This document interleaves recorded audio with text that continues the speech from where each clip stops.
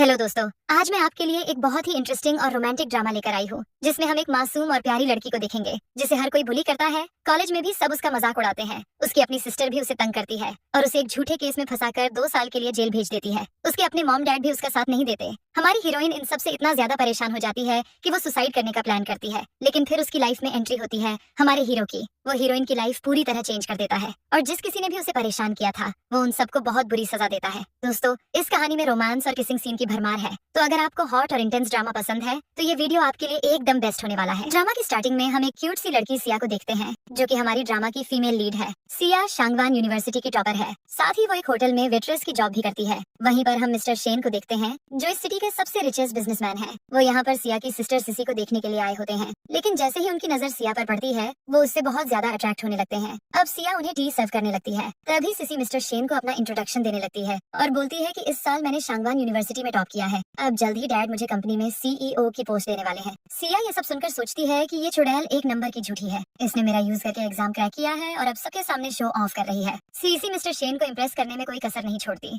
लेकिन मिस्टर का ध्यान तो सिर्फ सिया पर होता है। मिस्टर शेन सिया की ओर देखते हैं और अपना इंट्रोडक्शन देने लगते हैं और बोलते हैं कि मैं अभी 30 साल का हूँ, लेकिन मेरा स्टेमिना काफी ज्यादा है और मैं एक रात में 7 बार ट्राई कर सकता हूँ। ये सुनकर सिया सोचती है कि मिस्टर शेन यहाँ पर सिसी को देखने आए हैं, फिर ये सब मेरी तरफ देखकर क्यों बता रहे हैं। अब वो मिस्टर शेन के सामने वो सब रखकर वहाँ से जाने लगती है। तभी मिस्टर शेन उसे रोककर बोलते हैं कि तुम मुझे अपने हाथों से टी सर्व करो। अब सिया आगे बढ़ती है, उतने में सिसी सिया को रोककर खुद मिस्टर शेन को सर्व करने लगती है, लेकिन तभी मिस्टर शेन का असिस्टेंट सिसी को रोक देता है और बोलता है कि मिस्टर शेन ने ये काम सिया को कहा है तो उसे ही ये करना चाहिए। अब सिया सिसी के पास से टी लेकर मिस्टर शेन को सर्व करती है। जैसे ही मिस्टर शेन उसे पीने लगते हैं तभी उन्हें एहसास होता है कि इसमें नशीली दवाई मिलाई हुई है। वो सिया से पूछते हैं कि तुमने इसमें कुछ मिलाया तो नहीं है ना। सिया फौरन मना कर देती है और बोलती है कि मैं ऐसा क्यों करूंगी। अब मिस्टर शेन उस पर ट्रस्ट करके वो पी लेते हैं। अब सिया मिस्टर शेन से बोलती है कि मुझे थोड़ा काम है और इतना बोलकर वहाँ से चली जाती है। तभी मिस्टर शेन सिसी को भी वहाँ से जाने को बोलते हैं। ये सुनकर सिसी परेशान हो जाती है और सोचती है कि मैंने मिस्टर शेन की टी में नशीली दवाई मिलाई थी ताकि मैं उनके साथ नाइट स्पेंड कर सकूं। अगर मैं यहाँ से चली गई तो ये कभी पॉसिबल नहीं हो सकता। अब वो मिस्टर शेन से बोलती है कि क्या हम कुछ देर के लिए अकेले बात नहीं कर सकते। मिस्टर शेन फौरन मना कर देते हैं। सिसी उन्हें कन्विंस करने की कोशिश करती है, लेकिन तभी असिस्टेंट सिसी को वहाँ से बाहर निकाल देता है। ये देखकर सिसी को बहुत ज्यादा गुस्सा आता है। तभी उसकी नजर बाहर काम कर रही सिया पर पड़ती है और वो बोलती है कि ये सब सिया की वजह से हुआ है। अगर वो मिस्टर शेन के सामने ना आती तो वो मुझे इस तरह इग्नोर नहीं करते। वो अपना गुस्सा सिया पर निकालने के लिए होटल के मैनेजर ली को कॉल करती है और उसे सिया को बुली करने को बोलती है। रात को जब सिया अपने काम खत्म करके घर जा रही होती है तभी उसे चक्कर आने लगते हैं और तभी मैनेजर ली उसके सामने आ जाता है। सिया मैनेजर ली से पूछती है कि आप यहाँ पर क्या कर रहे हो। तभी मैनेजर ली सिया का हाथ पकड़ लेता है और बोलता है कि डार्लिंग, मैं तो यहाँ पर तुम्हारे लिए ही आया हूँ। सिया को कुछ भी समझ नहीं आता। तभी मैनेजर उसके गाल को टच करते हुए बोलता है कि मैं काफी दिनों से इस दिन का वेट कर रहा था, फाइनली आज मुझे मौका मिल ही गया। वो सिया से बोलता है कि अगर तुम मुझे आज रात खुश करोगी तो मैं प्रॉमिस करता हूँ कि मैं तुम्हारा पूरा ध्यान रखूंगा, फिर तुम्हें ये वेट्रेस की जॉब भी नहीं करनी पड़ेगी। और फिर वो उसके किस करने की कोशिश करता है। तभी सिया उसे किक मारकर वहाँ से भाग जाती है। मैनेजर ली भी उसके पीछे जाता है। दूसरी तरफ हम मिस्टर शेन के असिस्टेंट को देखते हैं जो सोच रहा होता है कि मिस्टर शेन को उस लड़की में ऐसा क्या दिख गया जो वो उसके पीछे इतने लट्टू हो गए हैं। उतने में सिया वहाँ पर भागते हुए आती है और असिस्टेंट से हेल्प मांगती है। असिस्टेंट सिया को मिस्टर शेन के कमरे में भेज देता है। अब जैसे ही सिया अंदर आती है उस पर ड्रग्स का असर होने लगता है और वो सीधा जाकर मिस्टर शेन के ऊपर गिर जाती है। ये देखकर मिस्टर शेन सिया से बोलते हैं कि तुम उतनी मासूम भी नहीं हो जितना मैं सोच रहा था। पहले तो तुमने बड़े ही चालाकी से मेरी टी में ड्रग्स मिलाया और अब चुपके से मेरे कमरे में आकर मुझे सिड्यूस करने की कोशिश कर रही हो। जिस पर सिया बोलती है कि पता नहीं मुझे क्या हो रहा है, मुझे अचानक से बहुत ज्यादा हॉट फील हो रहा है। तभी मिस्टर शेन उसे पकड़कर किस करने लगते हैं और बोलते हैं कि मैं अभी तुम्हारी सारी गर्मी उतारता हूँ। लेकिन तभी सिया उन्हें रोक देती है और बोलती है कि मैंने खुद से प्रॉमिस किया है कि मैं शादी से पहले ये सब नहीं करूंगी। ये सुनकर मिस्टर शेन सिया से बोलते हैं कि अगर मैं बोलूं कि मैं तुमसे शादी करना चाहता हूँ तब भी तुम मुझे मना करोगी। ये सुनकर सिया फौरन मिस्टर शेन के पास आती है और मिस्टर शेन से पूछती है कि क्या आप सच में मुझसे शादी करना चाहते हो। तभी मिस्टर शेन उसे बेड पर गिरा देते हैं और उसके नेक पर किस करने लगते हैं। उसके बाद वो बहुत ही रोमांटिक तरीके से सिया के लिप्स पर किस करने लगते हैं। अब सिया भी फुल मूड में आ जाती है और फिर वो दोनों साथ में इंटीमेट होते हैं। Next morning mister Shane Siya का ब्लड देखकर समझ जाते हैं कि सिया अब तक वर्जिन थी। वो बहुत ज्यादा खुश होते हैं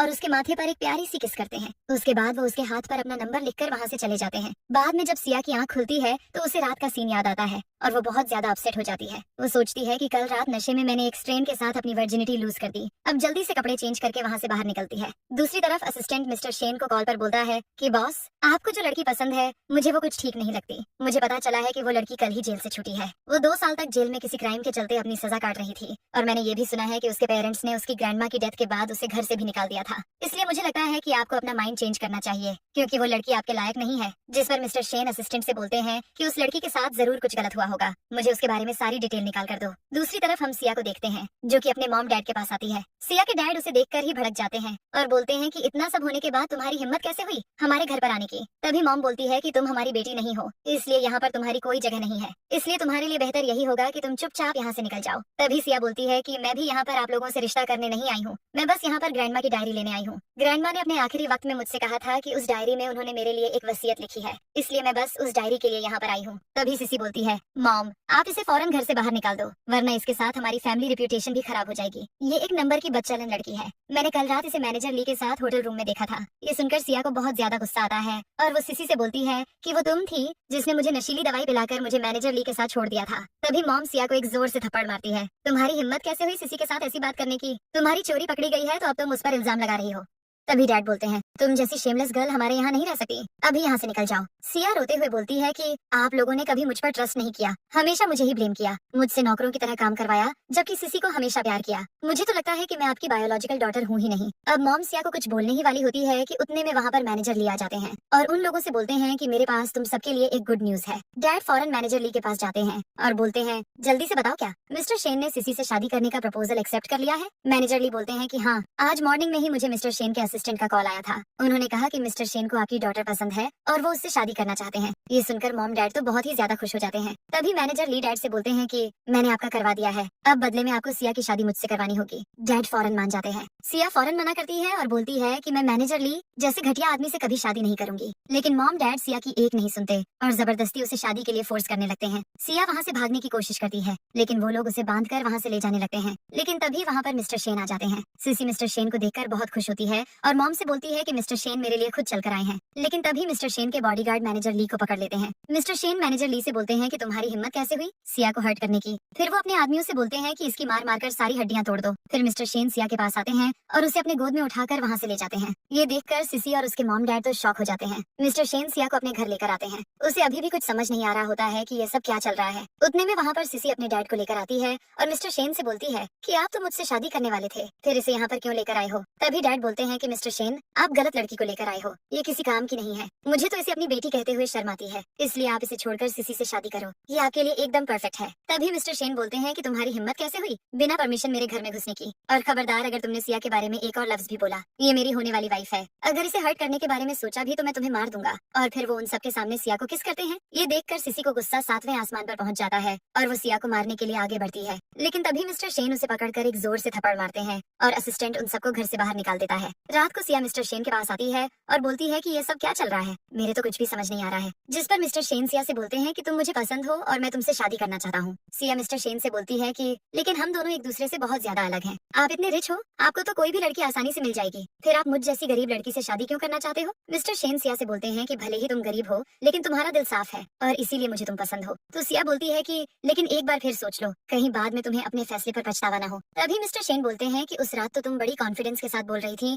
कि तुम मुझसे शादी करना चाहती हो, फिर अब क्या हुआ। ये सुनकर सिया बोलती है कि तुम ये क्या बोल रहे हो, मैंने तुमसे ये सब कब कहा। अब मिस्टर शेन समझ जाते हैं कि सिया को नहीं पता कि उस रात उसके साथ वो लड़का मैं ही हूँ। अब मिस्टर शेन सिया से बोलते हैं कि अभी तुम आराम करो, हम बाद में इस बारे में बात करेंगे। अब सिया फ्रेश होने के लिए जाती है, लेकिन तभी वो अपने हाथों पर फोन नंबर देखती है और उसे याद आता है कि लास्ट नाइट वो जिस स्ट्रेंजर के साथ थी उसने ये नंबर लिखा है। वो उस नंबर पर कॉल करती है। तभी वो मिस्टर शेन के फोन की रिंग सुनती है और उसे लगता है कि ये नंबर मिस्टर शेन का ही है। जैसे ही वो मिस्टर शेन के पास चेक करने के लिए आती है तो मिस्टर शेन अपना फोन साइलेंट कर देते हैं, जो देखकर सिया को लगता है कि शायद वो स्ट्रेंजर मिस्टर शेन नहीं है। मिस्टर शेन सिया को बेचैन देखकर सब समझ जाते हैं। जैसे ही सिया वहाँ से जाने लगती है, मिस्टर शेन उसे पकड़कर किस करने लगते हैं और फिर अपनी शर्ट उतारते हैं और फिर सिया के दोनों हाथों को बांधकर उसके लिप्स पास किस करने लगते हैं। तभी सिया समझ जाती है कि लास्ट नाइट वो जिस पर्सन के साथ थी वो मिस्टर शेन ही थे। वो फौरन मिस्टर शेन से दूर हट जाती है और उनसे बोलती है कि तुमने मुझे बताया क्यों नहीं कि लास्ट नाइट तुम मेरे साथ थे। मिस्टर शेन सिया से बोलते हैं कि अच्छा हुआ तुम्हें सब याद आ गया। तभी सिया बोलती है कि तुमने ये ठीक नहीं किया,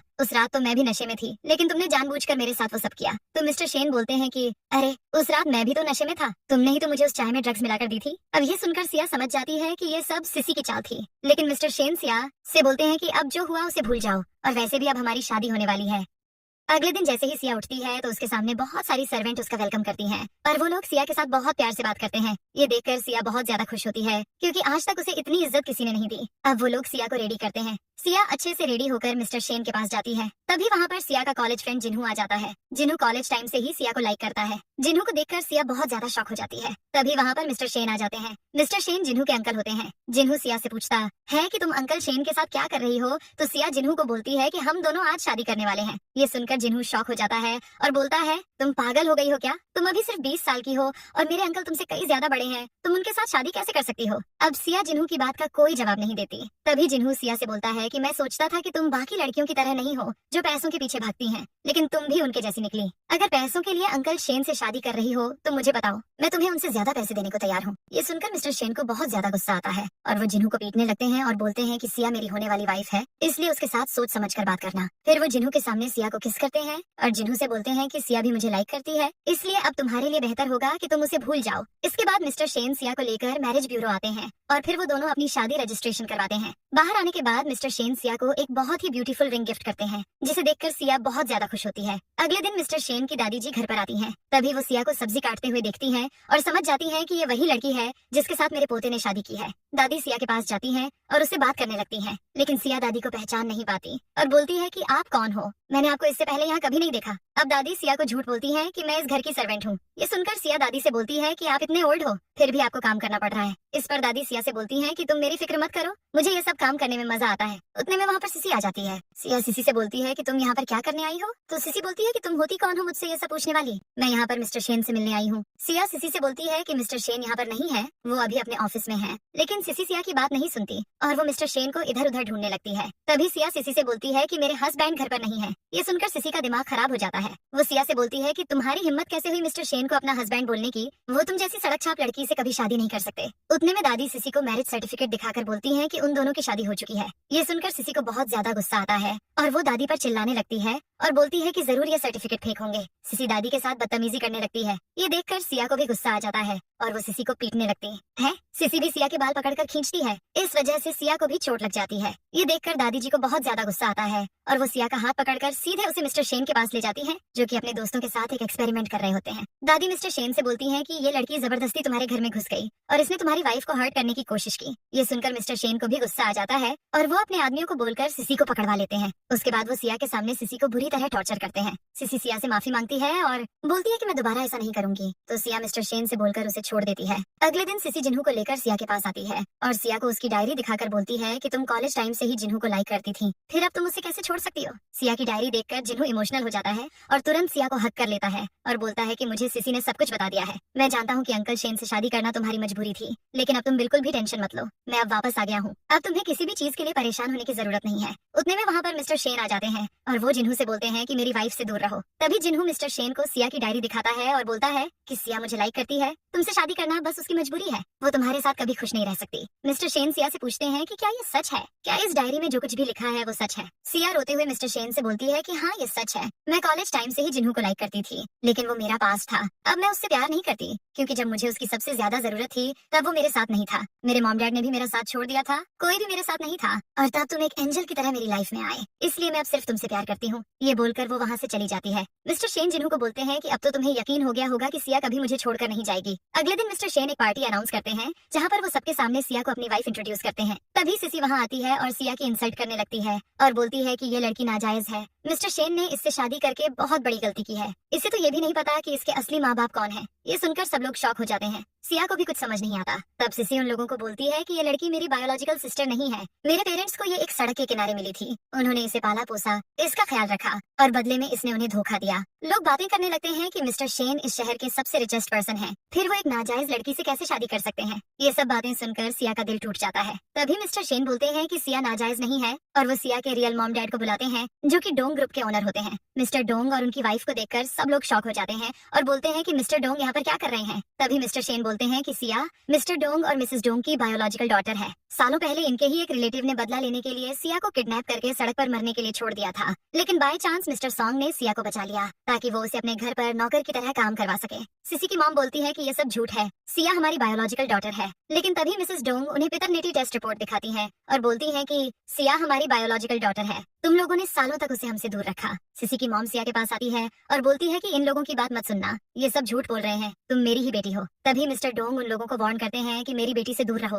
वरना मैं तुम्हारा वो हाल करूंगा जो तुमने अपने सपने में भी नहीं सोचा होगा। मिस्टर शेन सिया को बोलते हैं कि ये तुम्हारे रियल मॉम डैड हैं, ये सालों से तुम्हें ढूंढ रहे थे। मिसेस डोंग अपनी बेटी से मिलकर बहुत ज्यादा खुश होती हैं और बोलती हैं कि आज के बाद मैं तुम्हें एक पल के लिए भी अकेला नहीं छोड़ूंगी। सीसी को ये देखकर बहुत ज्यादा गुस्सा आता है और वो एक चाकू लेकर सिया पर हमला कर देती है, लेकिन तभी मिस्टर शेन आगे आकर उसे एक जोर से किक मारते हैं और फिर गार्ड उन सबको पकड़कर वहां से ले जाते हैं। अब मिस्टर शेन सबके सामने सिया को प्रपोज करते हैं। सिया बहुत ज्यादा खुश होती है और फिर वो दोनों एक दूसरे को किस करते हैं और यहीं पर हमारा ये ड्रामा एंड होता है।